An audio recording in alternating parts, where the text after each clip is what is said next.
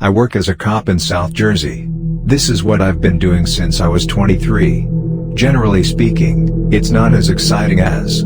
I've worked just about every shift there is, and I've done my time on the night shift. There were definitely some weirder calls during the night shift than the day shift. But this one time I was working the night shift, I didn't get any calls. In my county, not a lot happens. Typically the worst calls are disturbance calls or an occasional shoplifting with something a little more serious sprinkled in there once in a blue moon. I've worked nearly every shift there is, including the night shift, where there were undoubtedly some stranger calls than on the day shift. But this particular time I didn't receive any calls while working the night shift. I was just driving along a dark, empty road with forests on both sides when I noticed the reflection of approaching taillights in the grass on the right side of the road. As I drew nearer, I could see that the driver's side door was open. As I slowed down, I began to veer onto the grass with the intention of stepping out to see whether the driver needed help. I observed a person exit the vehicle, pause for a moment beside the door, and then begin to run into the woods. I radioed the codes for a suspicious person or vehicle, then exited the vehicle while holding my gun in my holster, just in case I had to prepare for the worst. I approached the front door of the vehicle and peered inside, half expecting to see someone else sitting there, but the vehicle appeared to be empty. Though it smelled like a dead animal, the interior of the car was very offensive. I yelled into the woods, "Is there anyone there who needs help?" As I stepped to the tree line and waved the flashlight around. I went back to the car to take a closer look inside the passenger side. There were numerous bloodied tissues and paper towels on the floor in the back seats, and they were all stained with dark red blood. At some point as I was looking inside the car, I heard footsteps coming from the woods. I didn't see anyone, but it was confirmed that someone was hiding there when I heard a deep voice from beyond the trees and shrubs. Unsure of what it was saying, I replied, "Show yourself, are you hurt?" As I got closer and prepared to draw my gun, I repeated the question, "Are you hurt?" but got no response because the voice I had heard earlier didn't sound like a person in pain. Additionally, why would they flee into the woods when they saw a police car? Something seemed very strange, so I returned to the car and called for help. I saw the car had no license plates as I looked into it more, and when I returned to the rear, I discovered something heavy was wrapped in bloodied paper towel. I unwrapped it while wearing gloves to discover a severed hand.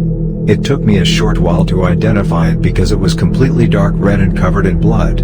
At this point, the situation went from a 5 to a 10. I radioed that there may have been a murder and requested backup. I now turn on my cruiser's lights to make myself more visible to other police. When reinforcements arrived, we thoroughly searched the woods for any potential blood trails. Nothing, but there were no blood trails even leading from the car, indicating that the hand and blood on the tissues I found might not have come from the person I saw run into the woods. Eventually, the K9 unit had to come and search for the person. Hours and hours of searching yielded nothing. The vehicle was then taken into custody. It had been reported stolen by a resident of a nearby town who claimed to have no idea where it might have come from. Author, Blake Blizzard. I'm a part of a unit with my partner. One night, while searching for a person who had gotten away from the program in the sheriff's office that deals with tethers or ankle monitors, we followed her last known location to a somewhat sketchy part of our county. Not many stops are routine, but this one was unsettling from the start. My partner went to the front door as I held the side of the house, keeping my focus on him and the side of the house. It was strange because most people would answer the person at the front door and not look at the side of the house first. After knocking on the door, we could hear movement from inside as the door opened.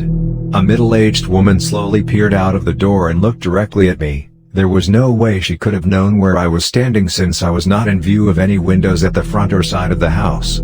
After a moment, she let us in after we asked if she knew who Camille was.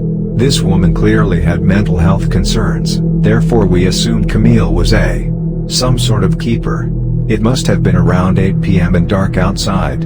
Inside, there was only one light on, and there were no TVs or other electronics of any kind. The house had a strange feeling to it.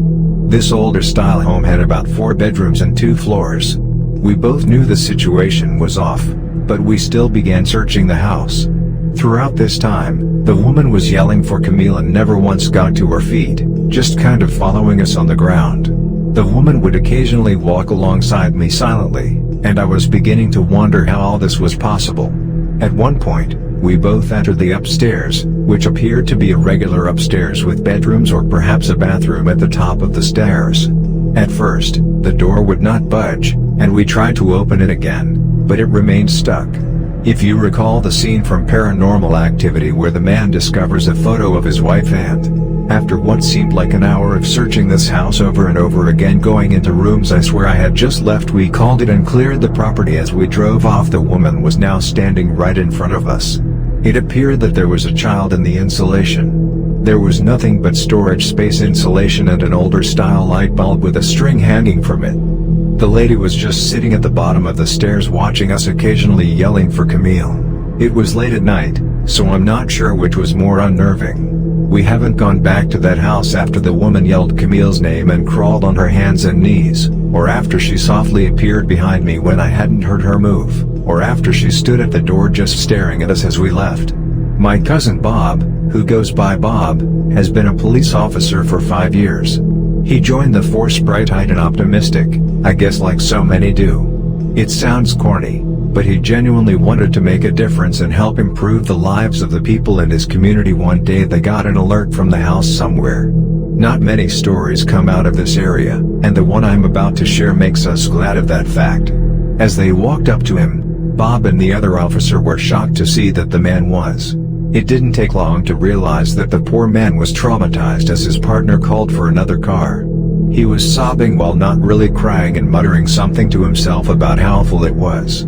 They tried to question the man, but he was completely incoherent.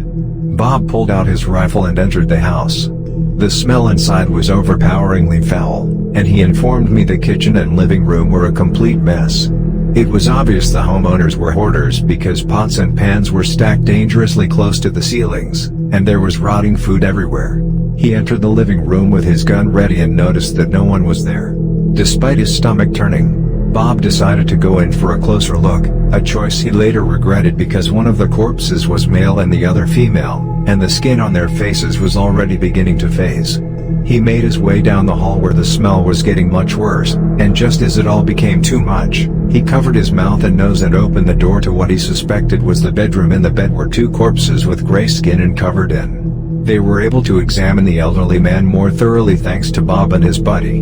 Had worked with the dead man at a peach packing company, and when the Manhattan showed up for more than a week, he'd gone to their home to check on him. The poor man had been the first to see that horrifying sight in the bedroom.